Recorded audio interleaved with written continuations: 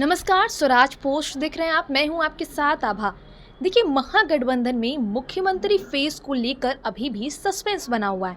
जहां एक तरफ राजद ये मानती है कि उनके मुख्यमंत्री चेहरा जो है, उनका मुख्यमंत्री चेहरा वो तेजस्वी यादव है, लेकिन कांग्रेस ये नहीं मानती है, खुलकर नहीं बोलती है। जहां एक बार राहुल गांधी से भी पूछा गया, उन्होंने इस बात का जवाब ना देकर बात को घुमा दिया।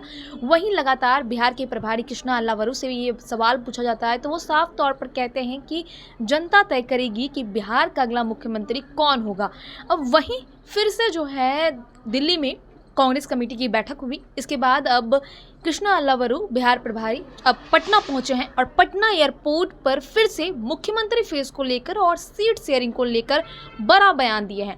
पहले सुनिए क्या कुछ कहते नजर आ रहे हैं बिहार प्रभारी कृष्णा अल्लावरू। नेपाल में जो हो रहा है वो जनता की नाराज़गी की वजह से हो रहा है, और नाराज़गी इसीलिए है क्योंकि जनता सरकार के भ्रष्टाचार से त्रस्त है, सरकार के बेरोजगारी कम ना करने के वजह से त्रस्त है।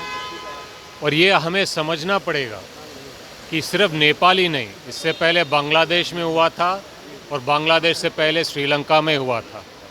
वोट चोरी की सरकार जब तक जनता की आवाज़ नहीं सुनेगी, जनता का दुख दर्द पे काम नहीं करेगी, जनता के लिए काम नहीं करेगी, तब तक जनता असंतुष्ट रहेगी, नाराज़ रहेगी, और नाराज़गी कभी भी आक्रोश में बदल सकती है। लेकिन धन्यवाद। सम्राट चौधरी है, उन्होंने कहा कि ये जिसके जिम्मेदार कांग्रेस है, ये घटना नेपाल में जो घटी उसके जिम्मेदार कांग्रेस है। सम्राट चौधरी ने कहा नेपाल में जो घटना घटी है उसके जिम्मेदार बीजेपी का कहना कि कांग्रेस है। हम ये कह रहे हैं कि देश में जो हालत है, बिहार में जो हालत है, उसकी जिम्मेदार वोट चोर हैं और वोट चोर बीजेपी है। मुख्यमंत्री चेहरा बिहार का है और बिहार की जनता तय करेगी।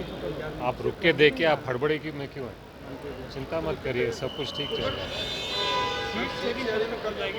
सीट शेयरिंग पे बातचीत अच्छी तरह चल रही है और हर बैठक में ज़्यादा से ज़्यादा सीट क्लियर करने का प्रयास हो रहा है।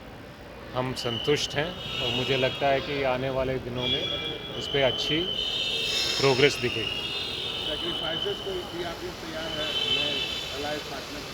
कोई भी गठबंधन हो, किसी भी प्रदेश में हो, किसी भी देश में हो, अगर नए अलायंस पार्टनर्स जुड़ेंगे तो जो मौजूदा पार्टनर्स हैं उनको थोड़ा थोड़ा तो सैक्रिफाइस करना ही पड़ेगा।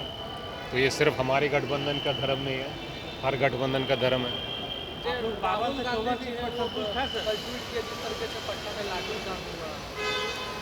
पटना में सरकार वोट चोरों की है, दिल्ली में सरकार वोट चोरों की है, तो इसलिए जो वोट चोरी की सरकार है वो जनता पे लाठीचार्ज करती है, अडानी को सस्ते दाम पे हज़ारों एकड़ ज़मीन देती है, जनता के लिए काम नहीं करती है क्योंकि उसको पता है कि वो वोट चोरी से जीत रहे हैं, जनता की सेवा करके जीतने की ज़रूरत नहीं है।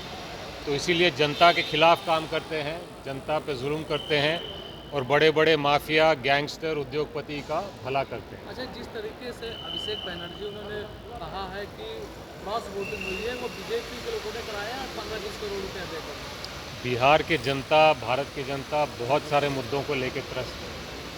वोट चोर बेरोज़गारी कम नहीं कर रहे हैं, महंगाई कम नहीं कर रहे हैं, क्राइम कम नहीं कर रहे हैं, पेपर लीक कम नहीं कर रहे हैं, शिक्षा व्यवस्था नहीं सुधार रहे हैं, स्वास्थ्य व्यवस्था नहीं सुधार रहे हैं, किसानों का हाल नहीं सुधार रहे। तो इसलिए बिहार की जनता तो एक बात समझ गई है कि वोट चोर गद्दी छोड़, और जब तक ये नहीं होगा उनका भविष्य खतरे में है, उनके बच्चों का भविष्य खतरे में है। तेजस्वी यादव मां बहन योजना के नाम पर या फिर रोजगार के नाम पर फॉर्म भरवा रहे हैं लोगों से, महिलाओं से, और एनडीए के लोग कह रहे हैं कि ये गलत है, उन पर एफआईआर दर्ज होना चाहिए। अगर लोगों के भलाई करने में गलत है और एफआईआर दर्ज करना चाहते तो ज़रूर दर्ज करें। लोगों के मुद्दे, लोगों की भलाई से इंडिया गठबंधन पीछे नहीं हटने वाला। अच्छा, एक अंतिम सवाल है, क्या मुकेश सहनी मुख्यमंत्री बने अगर इंडिया अलायंस की सरकार आती है? आप पहले सरकार बनाइए, उसके बाद ये सवाल पूछें।